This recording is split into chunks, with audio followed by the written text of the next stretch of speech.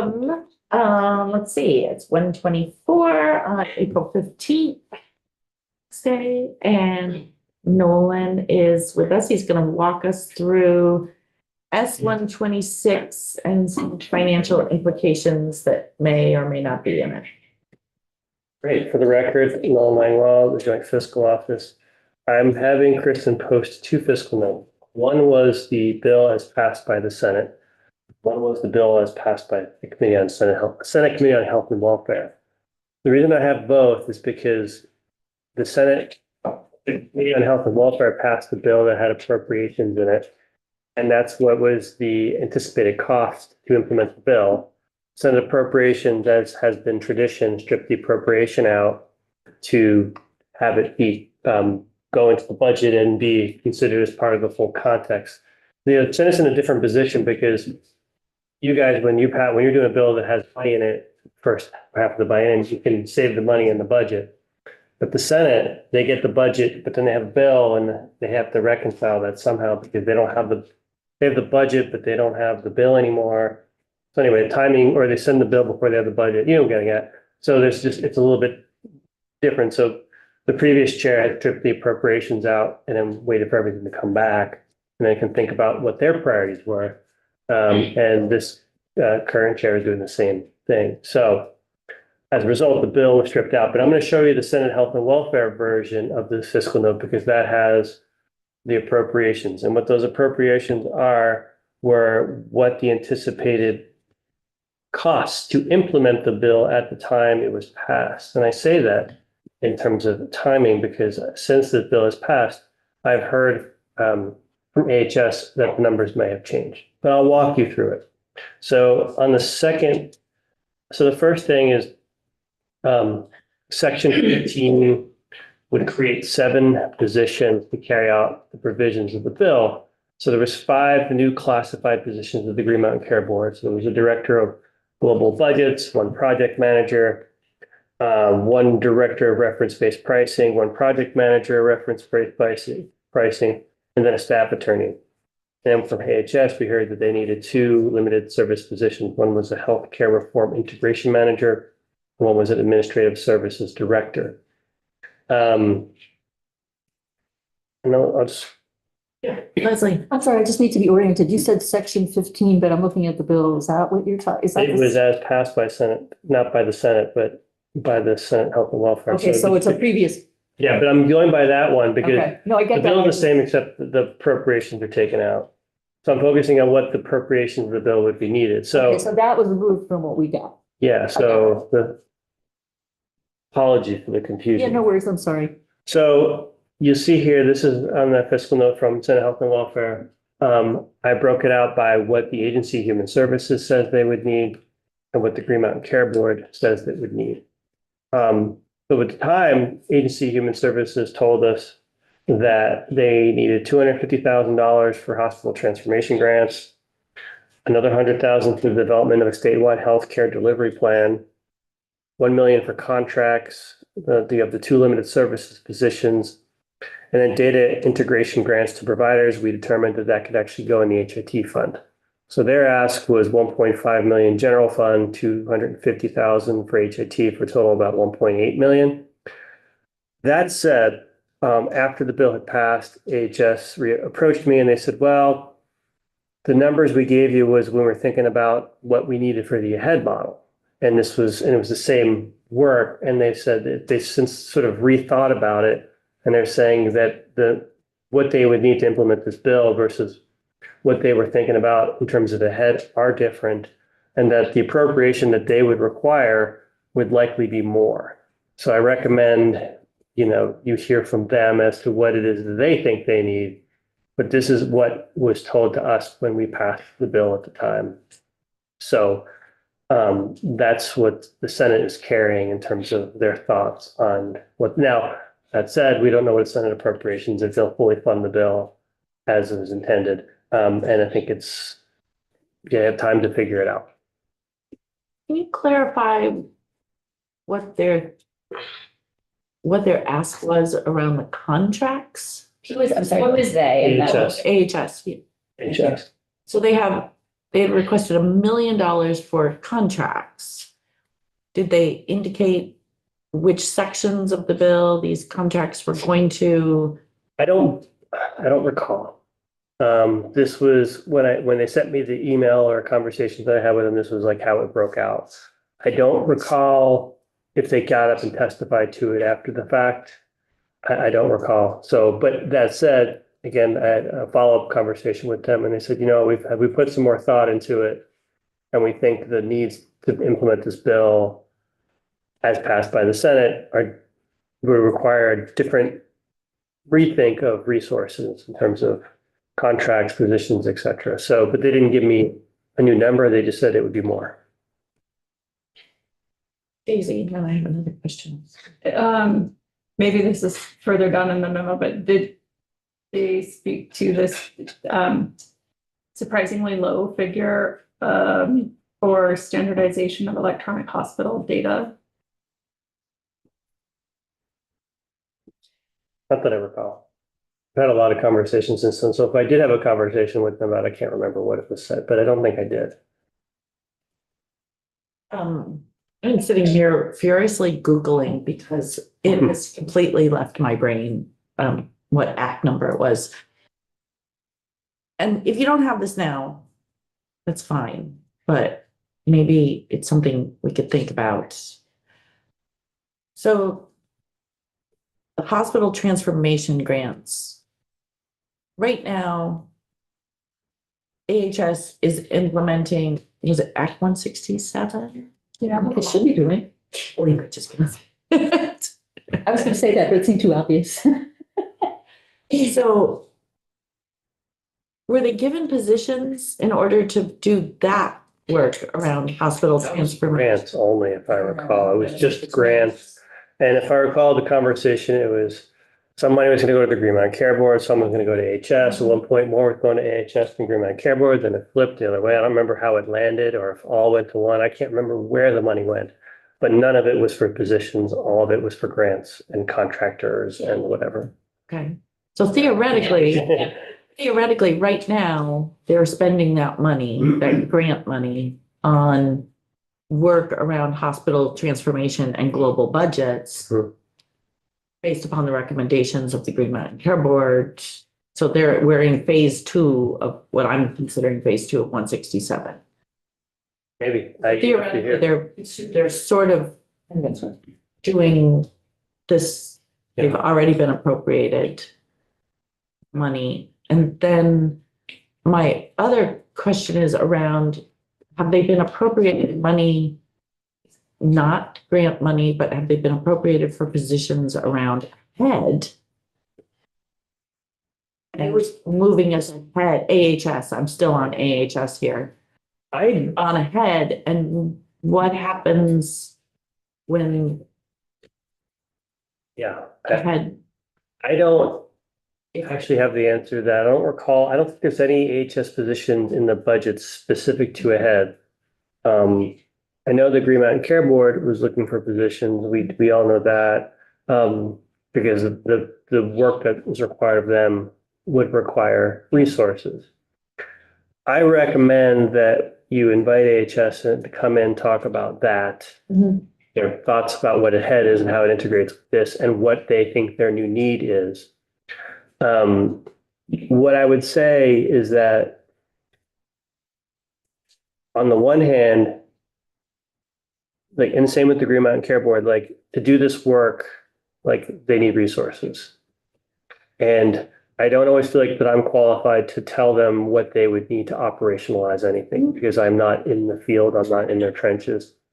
At the same time, whenever we've had these kind of bills come out, and the different agencies, departments say this is what they need, they don't always get it.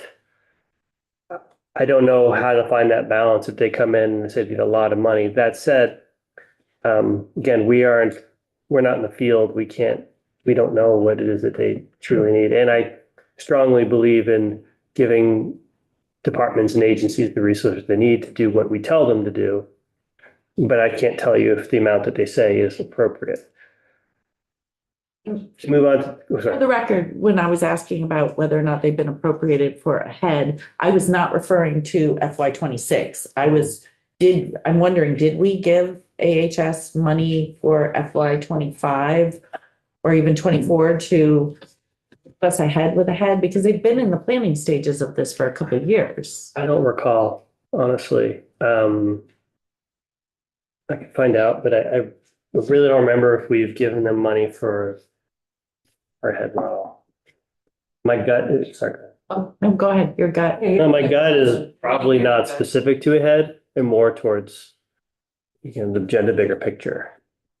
But Leslie? Was there something in the BAA about it or that, I mean, BAA of course didn't go through, but I remember hearing something about that. I'd have to look at that. I mean, the BA was so like 2 months ago. It was so like last year, it was like, I feel like the answer is we probably gave something to Diva around ahead but it might have been. Yeah, do it you- was a $2 million grant that was going to AHS. I don't know where it was, but they have money. They have money to hire the person who's doing the transformation work.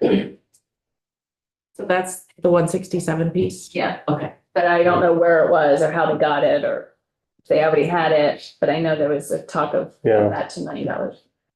Unfortunately for me, like my brain is not an encyclopedia of memories. Some people in this job can recite what was in the bill in 2005. I am not one of those people. Alan, did you have a question? I do have a question. I think in the governor's budget, there was two positions for the Green Mountain Care Board. No, we have that. But that has nothing to do with This these is, five. this is different, Okay, so but it's, yes, the two is for a head, and this is an addition to that for okay, this. okay, The question was whether there was any additional positions for AHS, right. but we knew there was positions for the Green Mountain Chair Board. They asked for 5. They got 3 in the budget or 2? 3 in the budget, I think. Speaking of Green Mountain Care Board, again, the Green Mountain Care Board, there's $850,000 needed for 5 positions as laid out. They say they need 500,000 for contracts. They need money for standardization of electronic hospital data. Again, that was determined that it could be done through the HIT fund. So total appropriation would be roughly $3.3 million. Sorry, 1.5 to the Green Mountain Care Board for a total of 2.8 general fund and 3.3 gross. Green Mountain Care Board has not reapproached me and changed what they say they need. They've been pretty consistent about what they say their needs are to implement it as drafted. Can you remind us what you said AHS is originally they came in at 1775, but they've amended that, haven't they, since then? So they say they have given, that they're gonna need more, but they didn't give me a new number. Okay. They just said it would be more. But they haven't broken it out. They just said, you know what, we're thinking about it and resources, where that money would go is different to implement this bill than it would be for the head model. And they were still kind of thinking about it in terms of the head model when they gave me those numbers. That's what they said to me at the time. So I'd recommend having maybe Monica Ogilvy or Brendan Atwood or somebody from AHS come in and talk to you about what they think they need for this.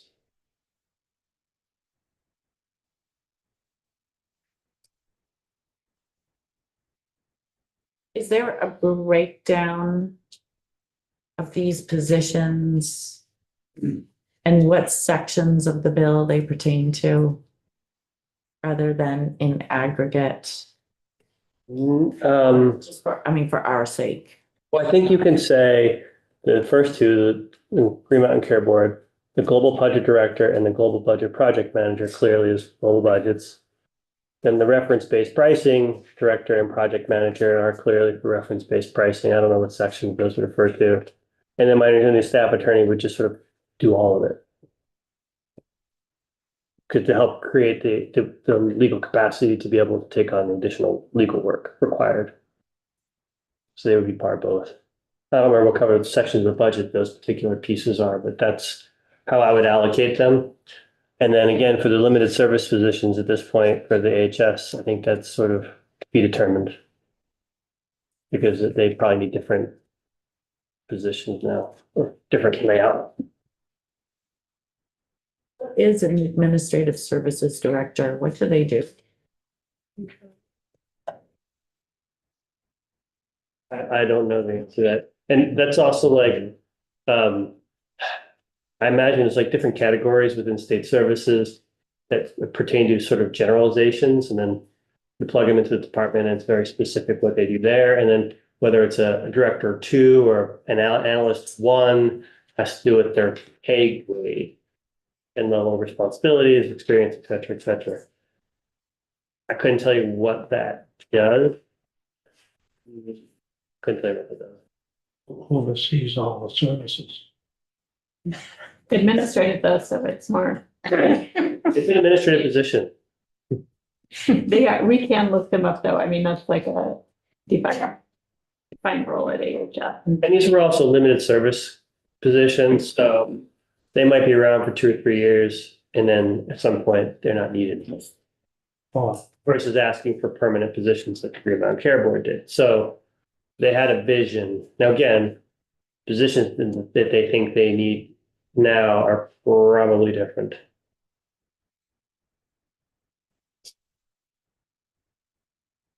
Okay.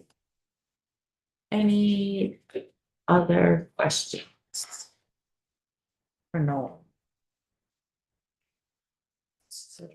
There's the money where it used to be, but is no longer there, but I think it's safe to say that the appropriation for the Green Mountain Care Board is what they would say they need. It's up to you to determine whether you agree with that. And then again, we'll have to wait for HS to come in with what they say it is. great. Thank you. Sorry to make you wait. Was it worth it? Yeah, always, Always worth it. always. Not just sitting here. We're gonna have some time this afternoon to do that too. Okay, so we have spent last week, as we got into 126, sort of doing section, not necessarily section by section, but topics of suggestion of sections.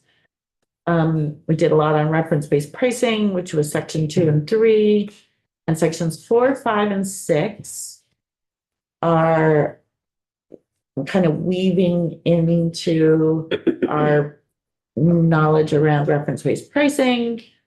And we're moving into some of the recommendations around hospital budget, Green Mountain Care Board, and it's occurred to me that we frankly really don't know a lot about the process of what the Green Mountain Care Board does as far as regulating as our regulator when it comes to hospital budget process.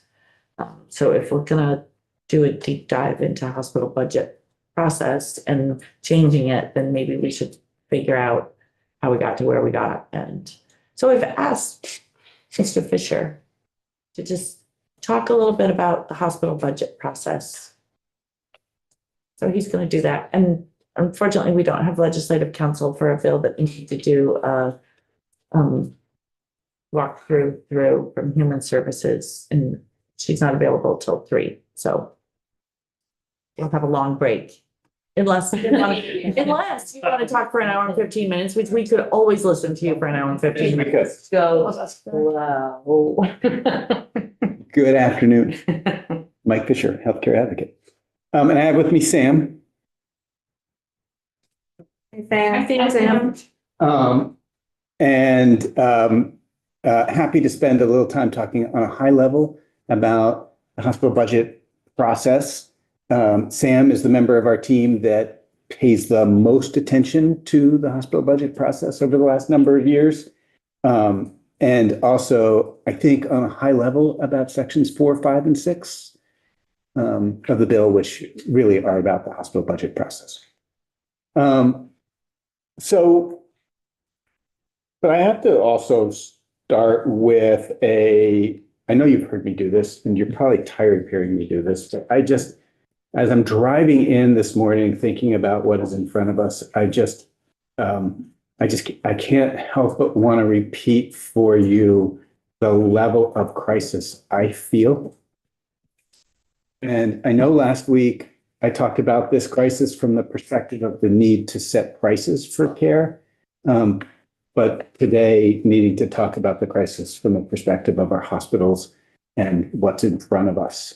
And so I just have to sort of evoke this image. I feel like I am speeding towards a cliff. And I keep saying, am I right? Am I seeing this right? Do other people feel this? And I ask people throughout this world of healthcare policy, and they say, yeah, no, I think you're right. And I keep being like, okay, how do we pump the brakes? How do we put some turn on the wheel? Like we have to do something to avoid the cliff that's coming at us. And at this moment, I don't feel like we are. I feel like we are all with our eyes wide open, speeding towards the cliff.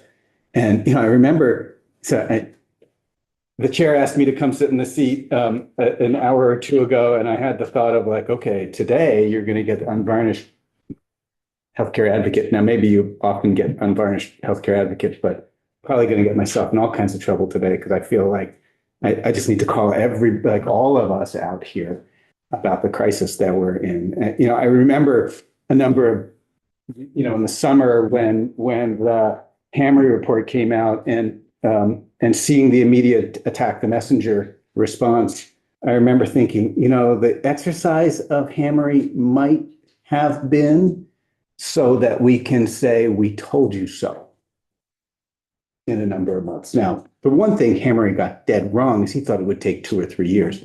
It only took, 6, 8 months, or, within the next year. And so that's just my level of my expression of urgency. And I'll say the same thing. I'm really afraid that in a year or in 2 years, we look back at this version of ourselves and say, wow, how come we couldn't do anything? You have a suggestion of what we should be doing? We are spending more than we can raise. We are spending like we don't have to pay for it ourselves. I mean, imagine if in this building, the appropriation, I'm going to sound like the conservative in the room. Imagine if the appropriations process didn't have to think about where the money came from. That's in the past. Imagine if, like right now, they said, someone else will have to figure that out. And they just, oh, there's a need, let's spend it. Oh, it's utilization. People need the care. That's what it feels like. And so I don't mean to say it's easy, but the problem is that we're spending more than we have, and not even more than we can afford. Like we're overspending what we have, leading to insolvency. How long have we been doing that? Yeah, right. Well, Okay. I mean, there's always been this sort of magic money-making machine where providers could spend money and then we could all be mad at insurance companies for charging us so much as if it had nothing to do with how much we were actually spending. But we've been able to raise the money through insurance rates. Well, And I think arguably, how do we deal with a 20% rate increase this year? How does the small business community deal with that? How does the taxpayer deal with that? How does the individual market deal with that if we lose, assuming we lose enhanced tax credits? I think it's substantial drain on our economy and, throughout. we were told in the year that we had to start making real tough choices. I don't think we have. We're trying to appease every avenue of healthcare. And I've said right along, for every time we help somebody, we hurt somebody. And I do believe that. And I'm the least experienced one here. but we've got to make some tough choices on just what you just told us. And I haven't seen it. Yeah. I'm sorry, but Me neither. Okay. And so I think, hey, again, everyone's gonna be mad at me at the end of today. The Green Mountain Care Board passed, I think I said this in here last week, but I didn't emphasize it, passed a hospital budget guidance for this next year. I don't know, 2 weeks ago or a week ago, 2 years, I can't remember when. 3 weeks ago that sort of locks in a rate of growth for hospitals that I don't think we can raise. Now 3%. And I think results in, so I'm sorry, I just needed to vent for a second. So I have Brian and Daisy and then Lori, and I am more than happy because we have all the time in the world. And we have Mike Fisher sitting in front of us. I am happy to turn this into a conversation. I love this conversation. I think this is a great conversation. And we all have thoughts and getting you, so let's try to each be respectful of when another person is talking, let them flow through their questions, and then we'll kind of move on. So, Brian. So I hear you about the behavior of our system and the individuals in our system regarding spending beyond our means or spending without taking into account the full cost of those decisions. A question comment would be, the federal government has a practice of raising the debt ceiling and just sort of spending without thinking. And I'm curious what the interconnection between the federal policy of debt deficit spending. I don't know if that's what it's called technically. I don't know if JFO would weigh in on that, but you know what I'm talking about, hopefully, that we raise the debt ceiling every year. Right now, whatever it's called, the reconciliation is going to do that to 5 trillion. So it's like, okay, who are we borrowing this money? Who are we in debt to? But we're doing that for everything federally. And how does that play into Medicaid and the funding of the state system, and how, and then this ties into a second question comment thing, which is, it's my understanding that decades ago, probably before your time as a legislator, but I don't remember what your time was. So forgive me if it wasn't. I know it was Alice Emmons' time, that is for sure. But like, yeah, it was definitely during her time. But like when Vermont was in a financial crisis and we had a surcharge, an income tax surcharge to dig us out of the hole, and then change the policy that we would no longer go into debt every year, allegedly, although it sounds like we're still going into debt in some form. And then,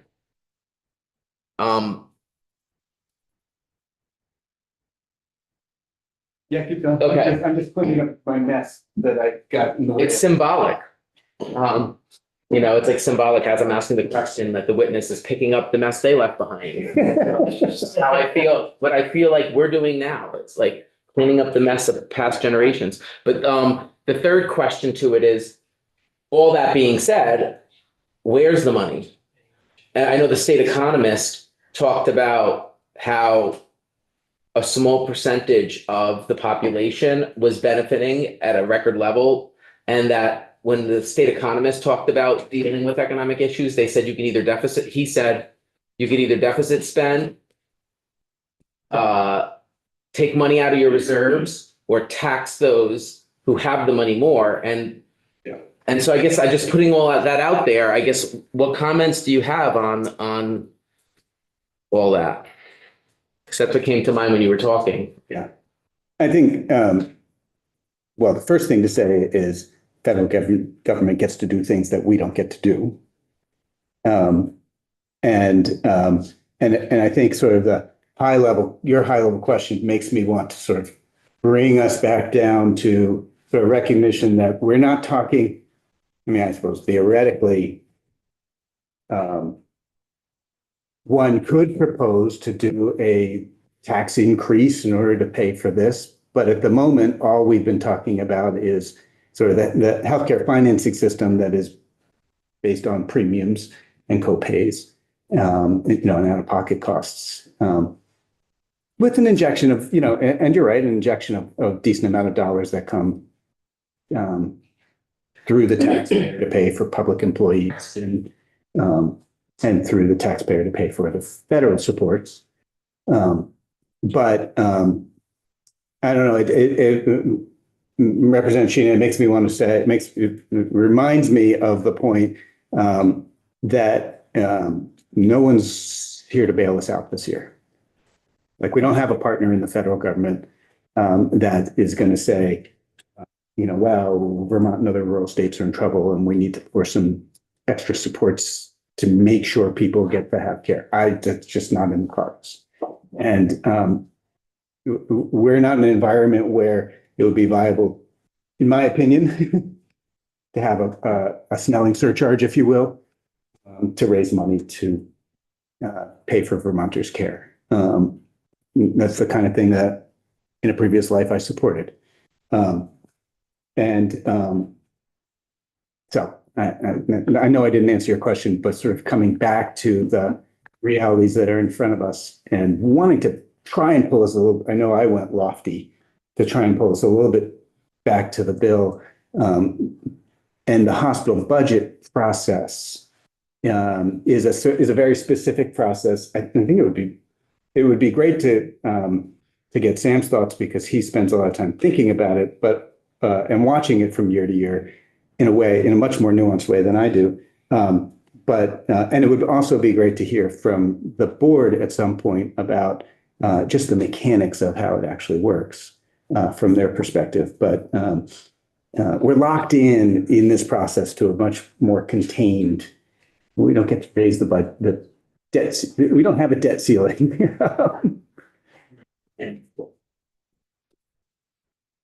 Sam, did you have any? Wanted to give you the opportunity. Oh, thank you. Sam Peisch with Healthcare Advocate. Would it be helpful for me to talk about the hospital budget process at all? I just want to be as helpful as I can be. But I was just more thinking along the lines of the question that Brian asked, but let's go sure. to Daisy. Let's go to Daisy question and Lori question. And Leslie. Thank you. I guess I kind of want to go back to Lori's question, which is probably at the back of all our minds, is what should we do? And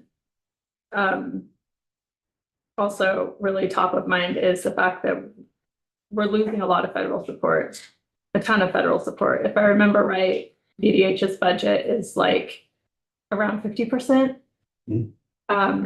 federal grants.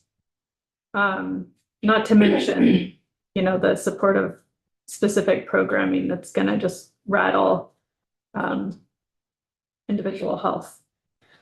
So we can't really change the demand for health services, but the supply is going to be changing, clearly. And so I'm wondering, in order to cut costs, which is the cliff that we're all racing toward, right? Would you agree that two of the things we can do is adjust our quality measures or our reporting requirements to reduce administrative burden, or scale back services / sites? Are there any other major buckets of things that we can do in the short term to address costs? And what would you recommend we prioritize? Well, I think my team is so focused on good data. It's hard to, and I know that providers every day will say requests for data is burdensome. So I need to recognize that. But I also think we have to know what's going on. But I also think taking a good, really critical look at some of the places where we're spending money in our, system wide. This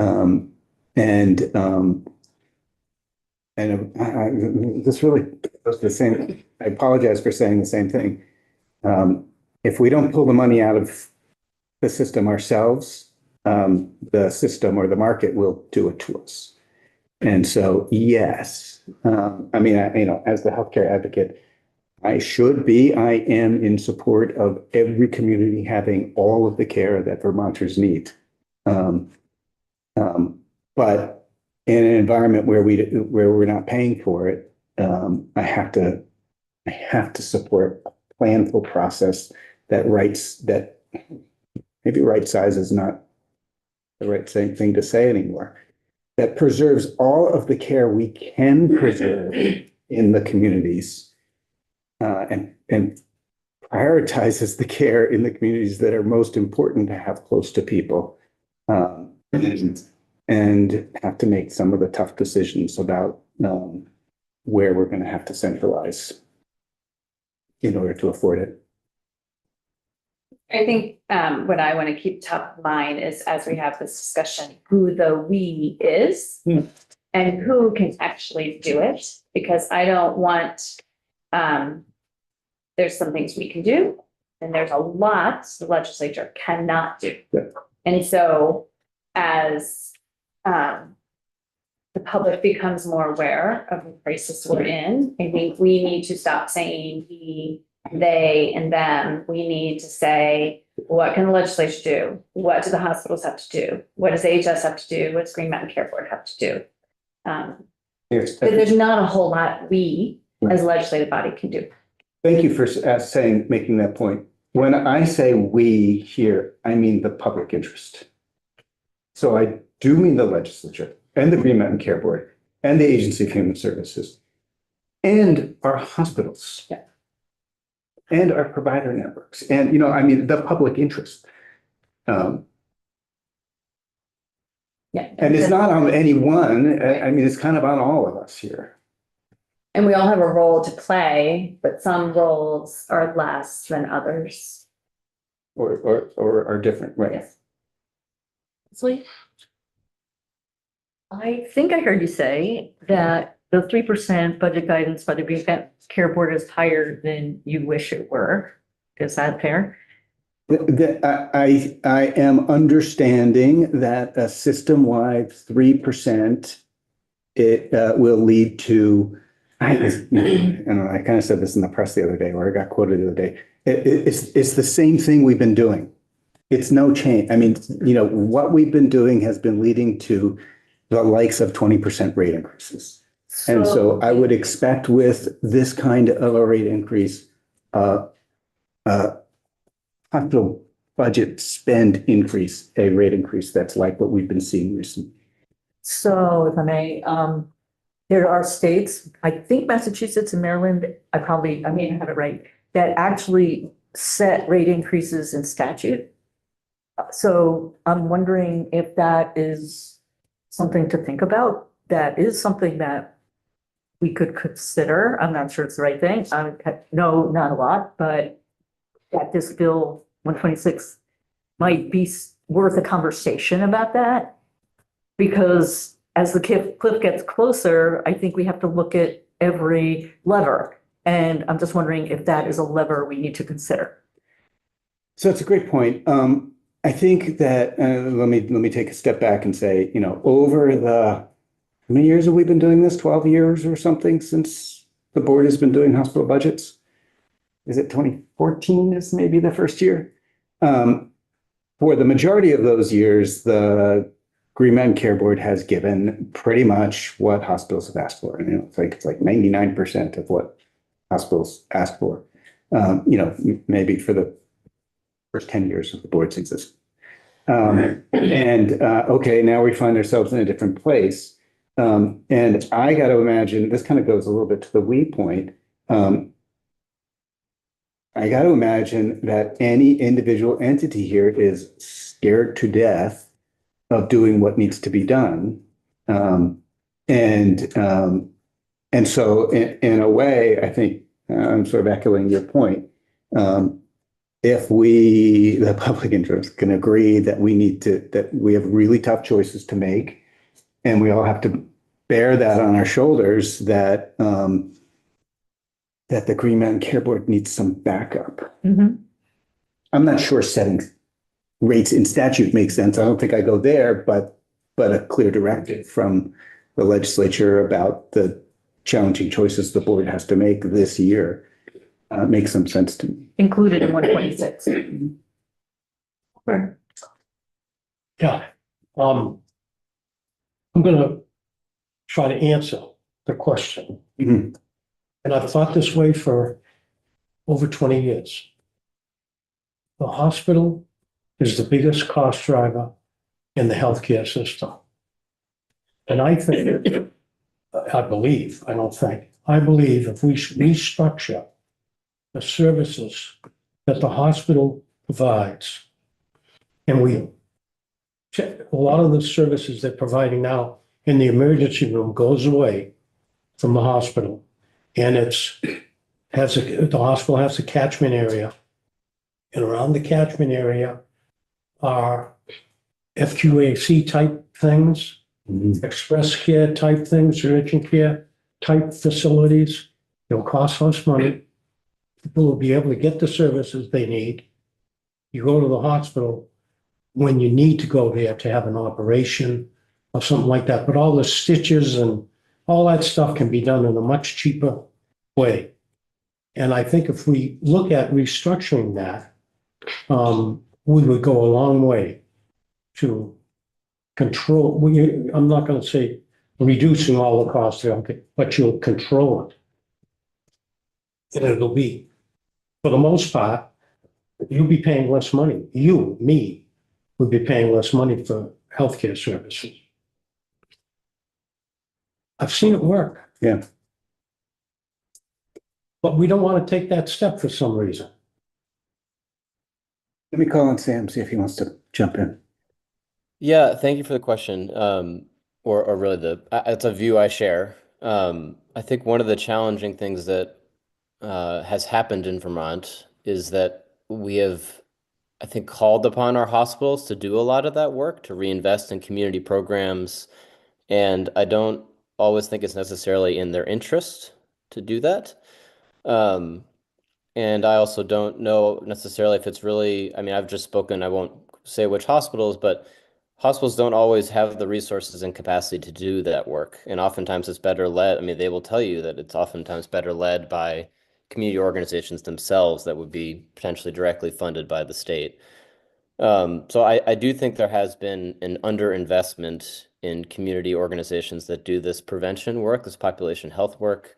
I mean, there are programs in Vermont that I think could really be scaled up, like SASH. There are some community nursing programs in communities throughout the state that are very low cost and prevent a lot of, I mean, this is all stuff that I know you all know.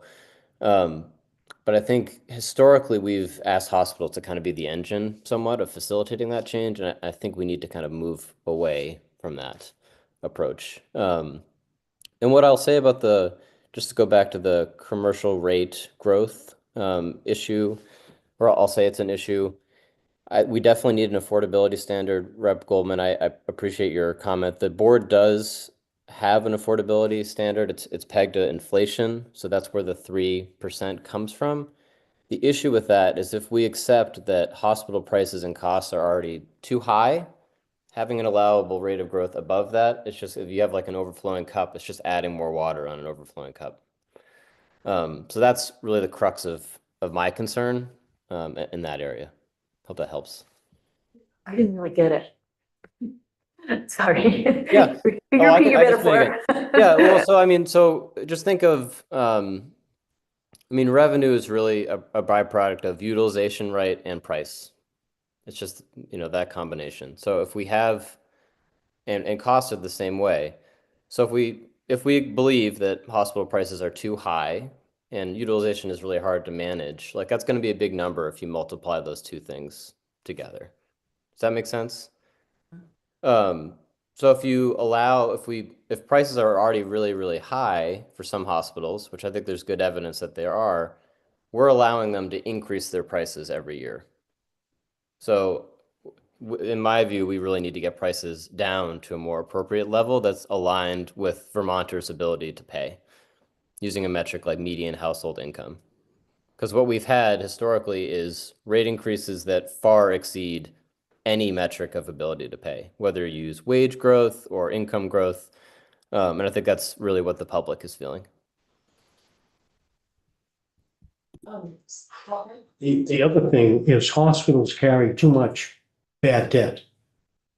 And that raises That's one of the reasons why they come in all the time, asking for those rate increases. And what happens is Blue Cross Blue Shield. They're paying too much. There's no need, Yeah. in my opinion, for that to happen. If we look at what the hospital really should be doing, and then we surround that, put that in the center and surround it with places that can take care of all the other stuff that a lot of times the hospitals don't even get paid for. I think we do need to remember that we have this deal with nonprofit hospitals where we don't tax them. And we expect them to have a community benefit and call on them to have a community benefit and legislate that they, take people who are in need of emergency care and so on.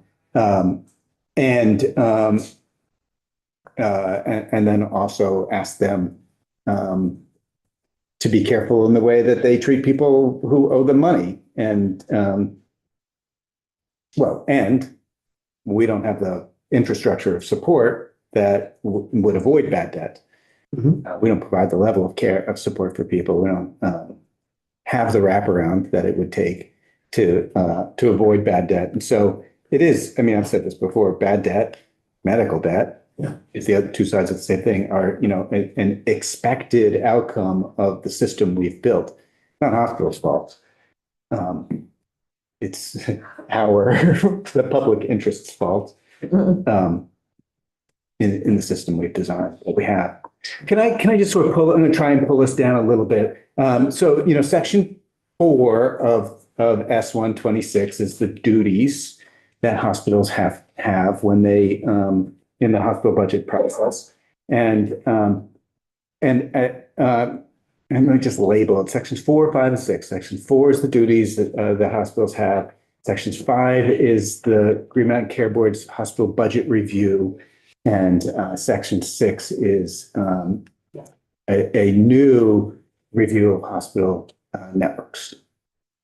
And we have some specific suggestions in words on the page, which we could go to here, or we could hold off on that and keep on a high level. You have suggestions around not necessarily the exact words on the page, but the ideas and policies behind what the words on the page mean or are trying to get to. Are there any concepts that? Yeah. We don't need to hear this should be a shall and not a may, but just sort of like the general concepts that are being. Yeah. So we kind of touched on, Sam touched on this a minute ago about how we ask hospitals to do sometimes things that are not exactly in their interests. Hey, the whole all payer model and ACO was an attempt to get hospitals to commit resources in a different way to non-hospital to preventative activities. And so with that in mind, I think in section 4 on page 9.5, there's a whole paragraph there about just that, calling on hospitals to do that kind of work. And so on a high level, the HCA's position is that we've tried that and it has not been successful. And that if we care about things like SASH and Blueprint and so on, that's on us to fund and make happen. And that we don't think it makes sense to ask hospitals to do that work. Which section is it? Is it 9? 9 in the middle of page 9. 9, line 8, page 9, line 8. Sam, you have anything to add on that? No, I think that's right. I mean, I think this bill needs to be streamlined a little bit, and retire some of those approaches. I think that we've tried, How do you think it would be best to support community-based, independent, non-hospital, things like choices for care and SASH, rather than having, because you're saying that hospitals through the ACO were sort of, how can they support community-based providers?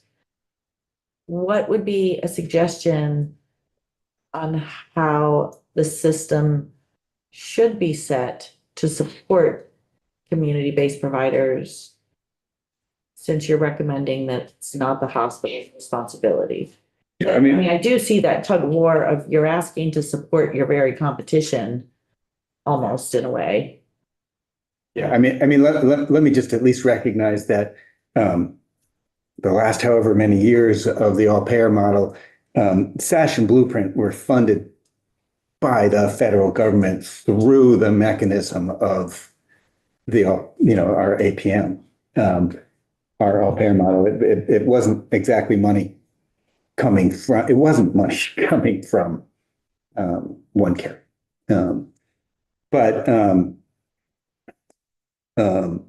Yeah, Sam, do you have a frame of an answer on that? I mean, the only thing I've got is, if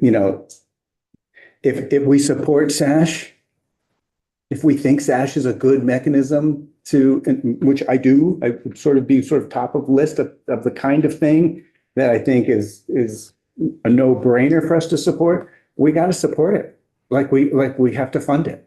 And that's a little bit on us. That is one of us. Leslie, and then I got Topper and Daisy.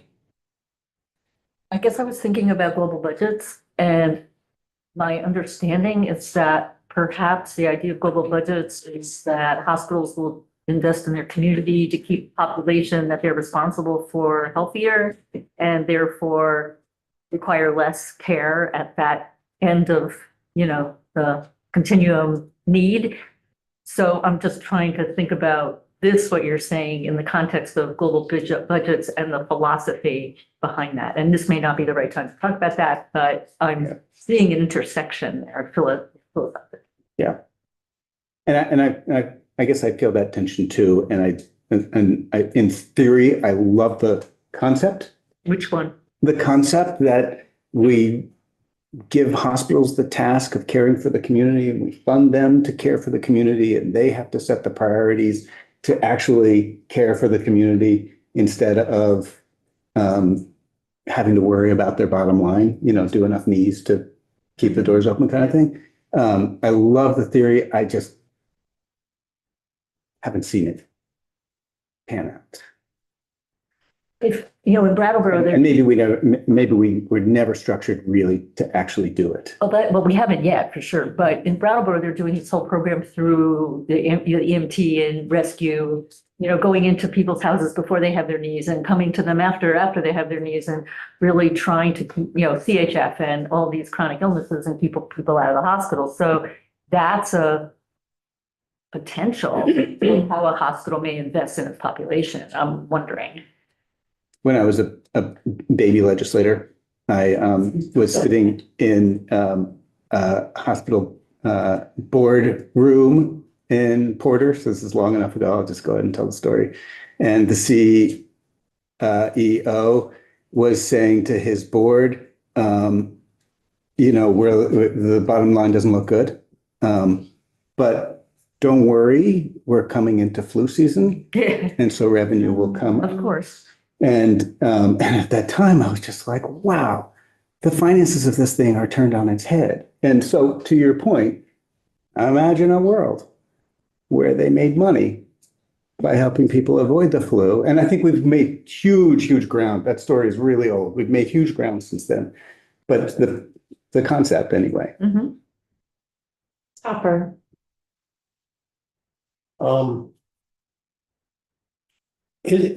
Actually, I'm just going to throw this out.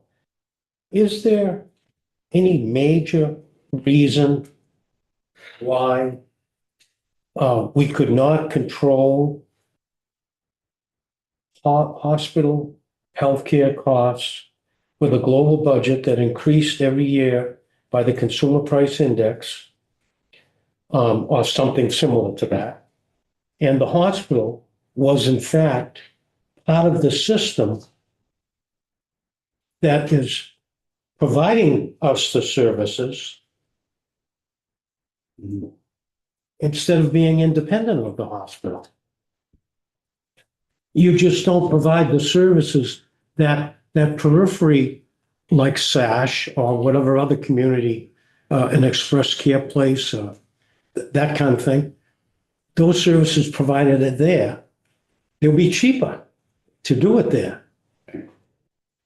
I think, Why is there such a distaste to even look at it? I know that one of our governors looked at it, but he looked at the whole thing. Yeah. And I think that was the worst thing that could happen to redoing how we deliver healthcare services, because it scared the hell out of everybody. Yeah. And I think there's a way to restructure healthcare delivery and get the job done real well. I think I said in here already once, the concept of a global budget after we get to a price, to a cost that we can actually fund.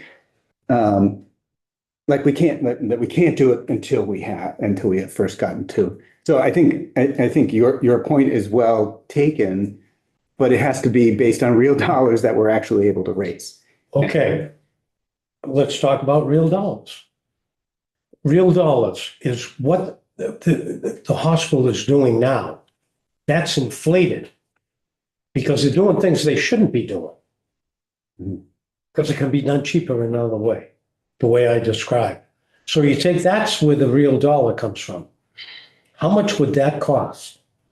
Then that's the global budget. I remember many years ago saying, you can have the budget that you're doing right now because we're funding it right now. You can start off with that. That's the highest budget they've ever had at that point. And then from then on. And in 2003, I think we're probably talking about 2004. Yeah. That may have been a good frame. You don't think it is now? I think it's, well, I think we are recognizing that today's spending is outstripping us. I get that. I get it. But we're gonna have to arrive at that budget somehow, that amount of money. And if it's already in the system, we're already paying for it, rather than doing 10, 15% on premiums and everything every year, and the hospital charging 25%. It reminds me that I also have to say, money flowing into our system is, everything that we've just talked about almost is before the federal government takes money away from us. So, we're going to lose, and, assuming that the enhanced premium tax credits go away, we're going to lose $65 million there. And assuming that, and then, Medicaid, we've all been looking at scenarios and we don't know what's going to come at us, but it's not unreasonable that it's going to take hundreds of millions of dollars away. I'm going to just say one more thing. Regardless if the money comes from the federal government or we raise the money here in the state, it's all tax money. Mhm. We're paying that tax anyway. So, I'm gonna go to Daisy, but I want to make a point Thank you. because Laura, you made the point, and you just said we are gonna lose 60-some million. I want to make sure we're clear. The state, this entity, our budget is not gonna lose 60 million. Vermonters are gonna lose 60 million. Okay. That's the we in that context. I'm on page 9, number 9 on line 8 again. Which is looking at the hospital budget and their duties. And I heard you say that you don't really recommend that this should be a hospital duty, right? And the lead-in language isn't in here, but it looks like this is language or proposals for which a hospital could support blah, blah, blah, blah, blah. That they are to submit with their budget, I'm guessing. I'm just curious what, if it's just a proposal, why not? And Because in the reason why is because we're talking about the bill, it's talking about system reform, right? And it's healthcare system, it's not hospital system. So can you talk about that rationale a little bit? Sure. And I want to keep calling on Sam because I'm going to call on Sam and then I speak. Sorry, I'm going to do the same thing. Hospitals want to come in with proposals about how they're going to invest in their community. That's great. No problem with it. I'd love it. I want to see it happen. My fear is that we, the public interest, check off the box that we've handled this because we've asked hospitals to do it. And so then we don't think we need to do the hard work of investing in these things. And the pattern has been that it hasn't borne out. So you're using the word invest, but I see hospital can support. So in my mind, I'm thinking, oh, well, if I were submitting these proposals, I would say, we will develop MOUs with these entities when we have patients whose needs we do not fulfill at our facility. I don't know if that's fits into this language, but is that kind of, I don't know. I feel like I would, maybe I'm misunderstanding the language, but I feel like I would want to be thinking that way and be thinking about my needs as a patient and having those kind of relationships established. And maybe that comes up in section 5 wherever the statewide health plan is developed. But do you know what I'm saying? Like, I feel like I want them to be considering how to be connected with other people, not in a budgetary relationship necessarily, but be considering your relationships with all those other entities. Sam, do you have anything to add? Yeah, no, thanks for the question. I think there is an important distinction between funding and investing, like being the lead funder for these types of programs and coordinating with them. So you're quite, I agree that I think we definitely want hospitals to continue doing a lot of this work. I mean, I can't speak for the hospitals, but my understanding is that they do a lot of this work already. I think in our world, I mean, one of the other things that I do with the HCA is with the OneCare budget review, like I'm our advocate for that project. And maybe I'll just say it bluntly, like we have wasted money on this type of approach, like millions and millions of dollars, expecting this type of funding mechanism to really meet the needs of the population. I think it's been more kind of piecemeal nibbling around the edges.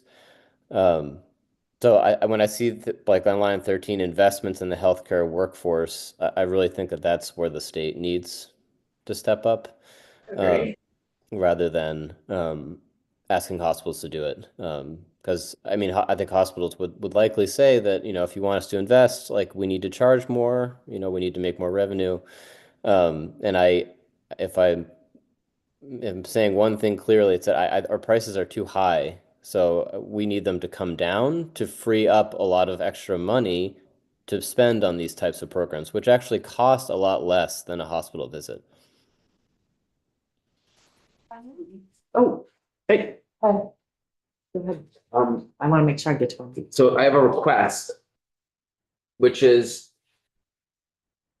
as we move forward, that we, in the spirit of this bill, spend less time talking about the problems and put our energy towards real solutions. I'm not saying that that hasn't happened during this discussion, but it feels like we're complaining a lot and saying things need to change, but I'm not hearing a lot of specifics. I am hearing some though. So it's a request for all of us, myself included, to try to be solution focused and strengths based in our work going forward, because my concern is we're going to like wallow in our suffering and then not get better.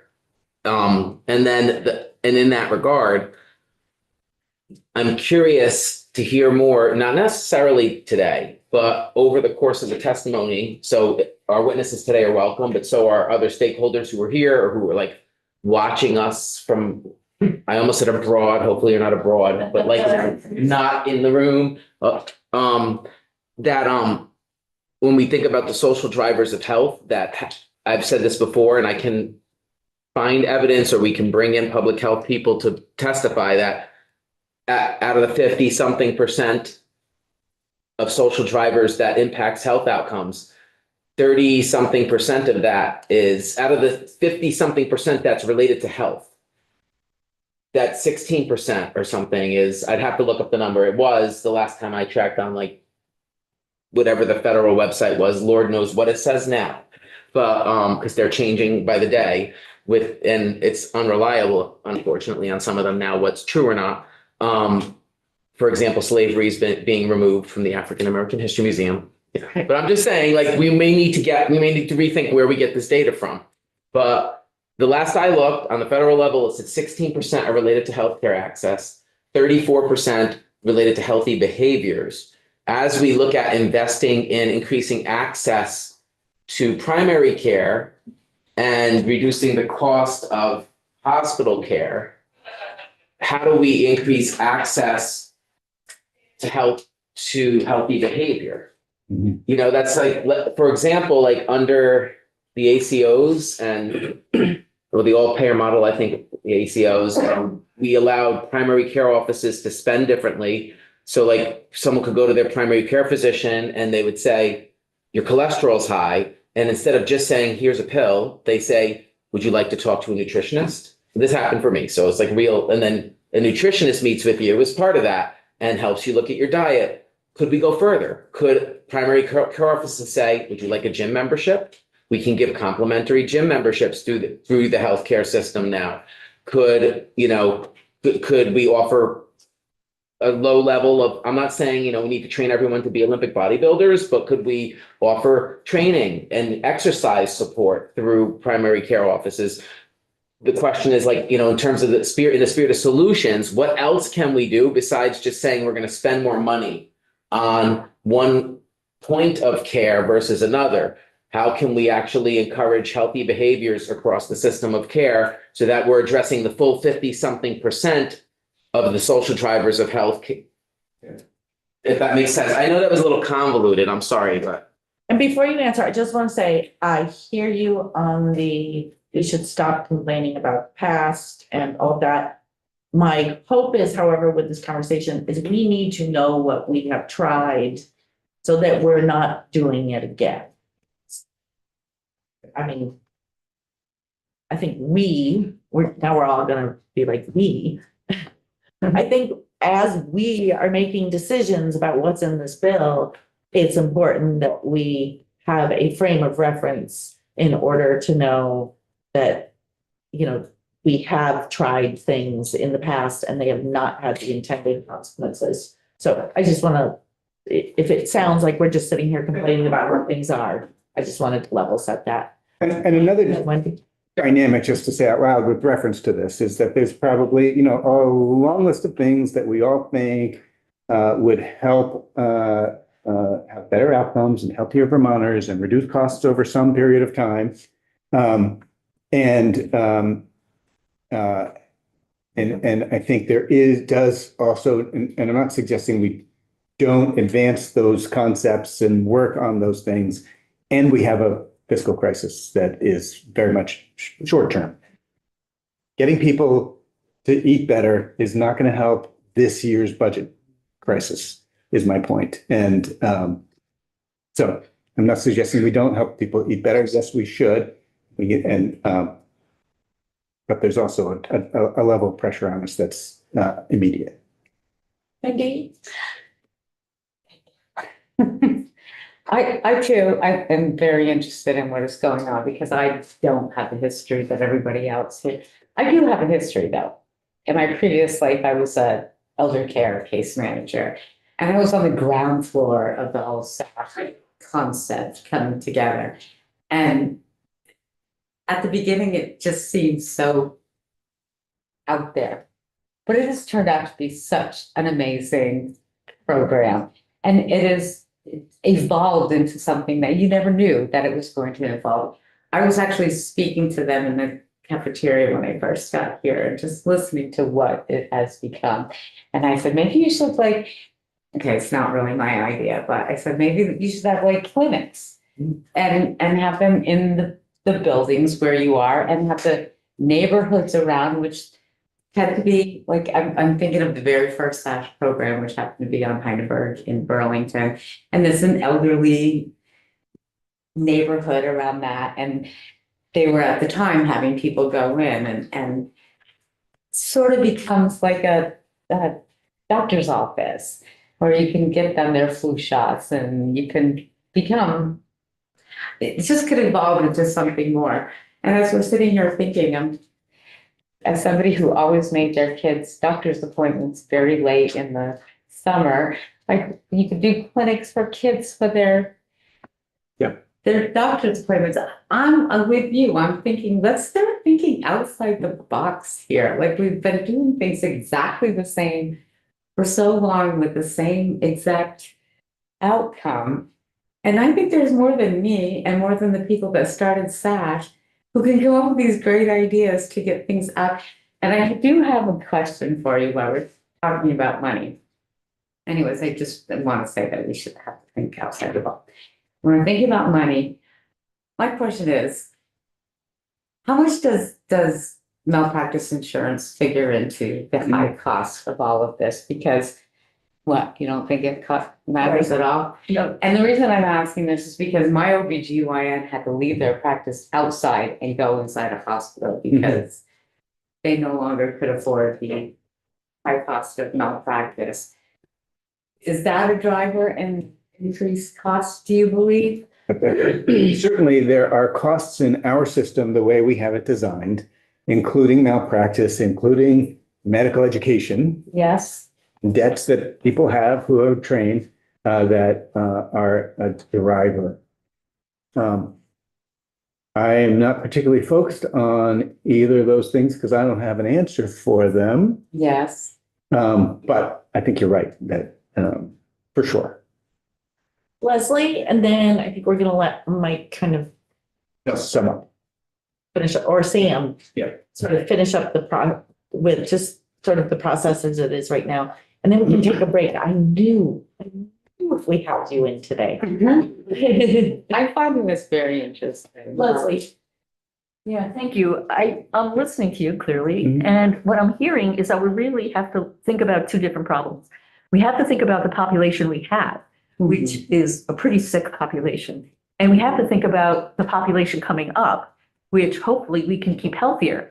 And I'm wondering how we do both, because that's hard, right? But I would love to think about how we can address the emergency. We can address it from the hospital point of view. That's the sickest patients. We've already made them sick, however we want to look at it. But then how do we also work on keeping people healthy? SASH, wonderful program, but still people are already sick by the time they get to SASH. So how do we move upstream to be keeping, that's what I'm wondering about hospital global budgets, and how do we work more in our communities to keep them healthy while we also address this crisis? I don't know that we can do both things at once. Let me just poke on one piece of one detail that you just said. I'm not sure people in SASH. Well, maybe that's not fair. I'm It's sorry. a no-brainer. It is bringing first care coordination. No, and, it's a great. and maybe care too. They try to keep them from being sick. No, I absolutely Yeah. know that, and I understand that. Just to make the point. But I get that Yeah. you're right, and About I'm the sorry effort. if I misspoke that way, but we're also thinking about people who are already ill. Yeah. And that's Yeah. what I'm trying to balance.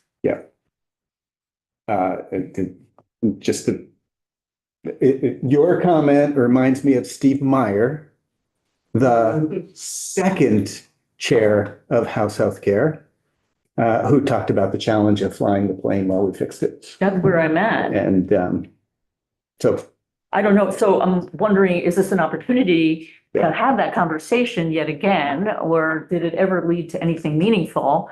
Like you're saying, what have we done and what can we continue to do? What do we have to start from scratch from? I I spend a lot of time thinking about population health because that's how we're gonna get through it. So I would, Yes, yeah, because I have a comment as well. So and I want to go back to again, setting expectations and like what is in control of by the state and what healthcare is so interrelated to the feds. So like the malpractice, like so much of that stuff Yeah. we cannot control. And so I think as we have these conversations, again, we need to be clear with the public, like what can we do and what is a national problem? I think that's important, and I also think, I also fear that as we frame up this next step, we often want to add words like, as long as it doesn't lead to hospital closures or something like that. And I think, I'm afraid sometimes that that's a setup. The dynamics leading to the financial pressures that are at hospitals have been a long time in coming. And we need to make sure that we don't blame the people we're setting up to take the next steps on. Let's let Sam have some. I want to hear about hospital budget process, how it works right now. Yeah. And how maybe you, as someone who Reads every hospital budget. I was gonna say geeks out on this. Oh, yeah, definitely. But, how you think perhaps it's failing or it could be better.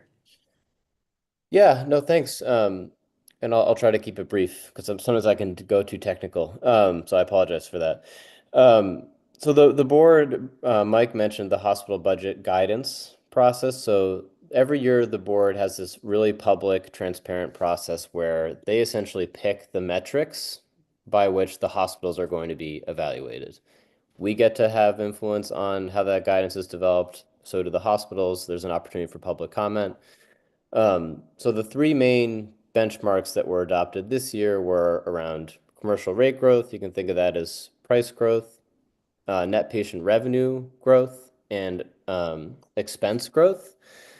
So those are around 3% this year. I think the concern that I think we share at the HCA is if prices are really high already, then we've already like kind of baked in the high costs and prices that we have. So setting a benchmark for a rate of growth on top of that, when we have, an affordability crisis and a financing crisis, feels challenging to us. The net patient revenue metric as well is a little bit tricky because I think a lot of folks understandably get really confused about what that means. I think folks that, know the small business community, we all think of net revenue as, revenue minus expenses. But net patient revenue is not that.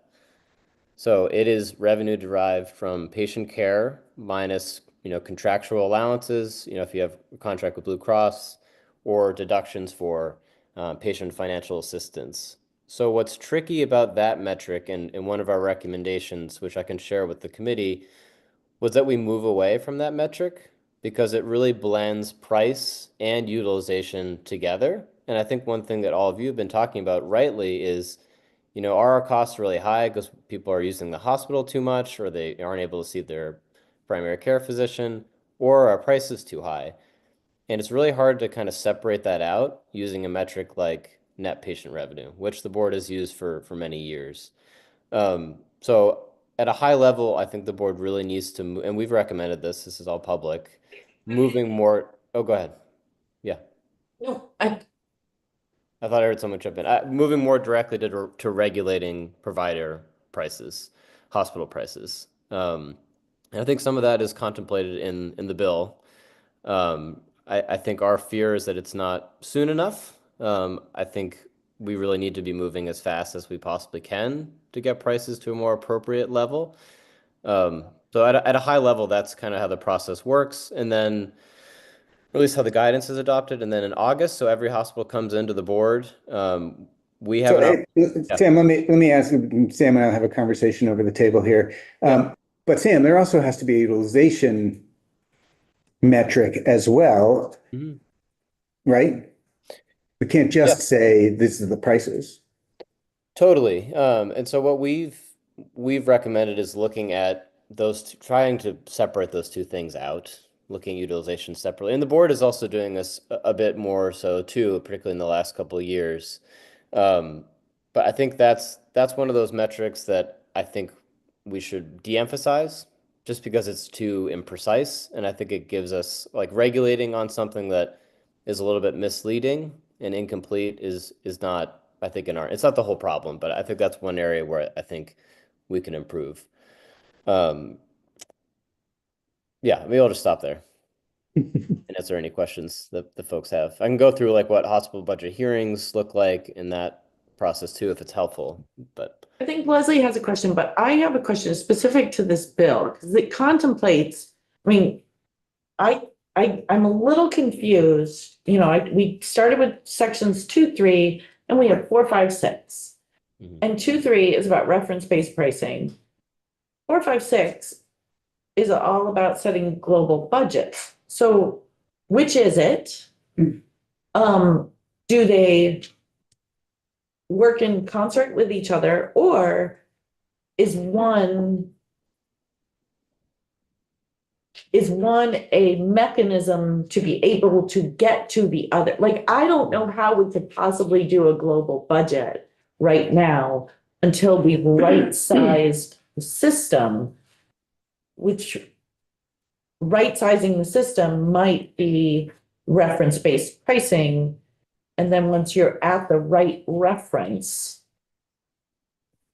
and the system has acclimated to that, then you can start talking about global budgets. But I'm wondering how your thoughts on these two competing things within this bill. Let me jump in first, Sam, and then love your thoughts too. I think you're right. I think your frame of it is in line with ours.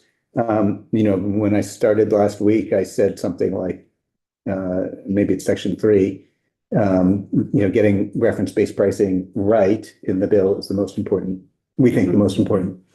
I was thinking that I couldn't say that today about another section of the bill. And so, we do have a question mark about, I'm not going to reference the actual page. There's a section in the sections we're talking about today that says that the board will do a global budget and at least one hospital by 2028. And so we wonder whether that is too soon, whether that's reasonable to do, that we really got to get the pricing right first. Sam, you go ahead. Another thought, but I lost it. Yeah, no, I agree. I think we have spent, I mean, by we, I mean like, AHS, the board, HCA, spent a lot of time talking about global budgets. And quite frankly, we've spent a lot of, not us, but like the collective Royal We have spent a lot of money understanding them. And it's not really spelled out, and it's not necessarily a fault of the bill, but it's unclear what a global budget is.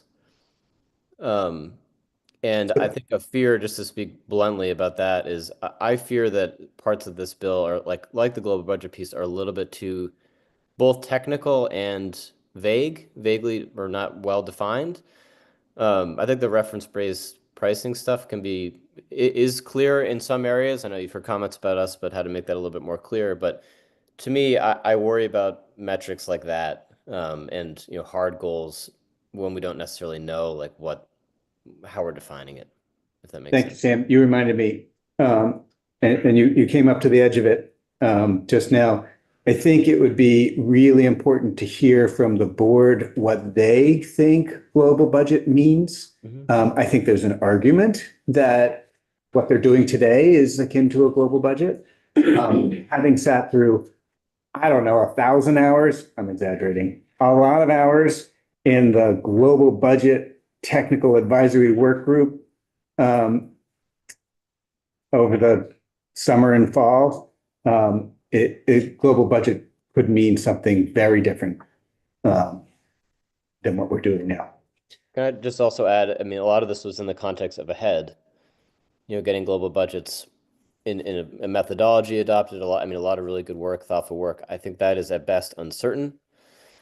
So I think we have to recognize that a lot of the ground is beneath our feet is shifting on that. Thank you. Thank you both. I had a question for Sam. Yeah, can we do it quickly? Because I would like to get a break in before. This is really fast, Sam. You said something about moving away from net patient revenue. Yeah. And I was trying to understand how that how does that happen? Yeah, that can happen through the board's hospital budget guidance process. So the board could just, change Yeah. their process. Exactly. Yep. Thank you.